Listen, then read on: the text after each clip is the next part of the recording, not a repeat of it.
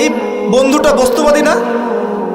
সে পরকালে বিশ্বাস করে না, কিয়ামতে বিশ্বাস করে না। সে তার ধন সম্পত্তির মোহে এত আসক্ত হয়ে গেছে যে সে মনে করে যে এটা কখনো আমার থেকে যাবে না। এমন চিন্তা আমাদের মধ্যে আছে না? এই চিন্তাটাকে আধুনিক পরিভাষায় বলা হয় মেটেরিয়ালিজম। কি বলা হয়? মানে বস্তুবাদ। মানে কি বস্তুবাদ? মানে ভোগবিলাস, বাড়ি গাড়ি, টাকা পয়সা, মত্ত থাকা, পরকাল বলে কিছু নাই। এই যে মেটেরিয়ালিজম। এখন এই বন্ধুটা বলছে, গরিব বন্ধু, একটু মনোযোগ দেন প্লিজ। এই বন্ধুটা বলছেন, গরিব বন্ধু যে ক্বালা লাহু সাহিবুহু ওয়া হুয়া ইউহাওয়ারু, গরিব বন্ধুটা তাকে বলছে আকাফারতা বিল্লাযী খালাকাকা মিন তুরাব, হে আমার ধনী বন্ধু, তুমি কি সেই সত্তার সাথে কুফরি করছো যে তোমাকে মাটি থেকে সৃষ্টি করেছেন?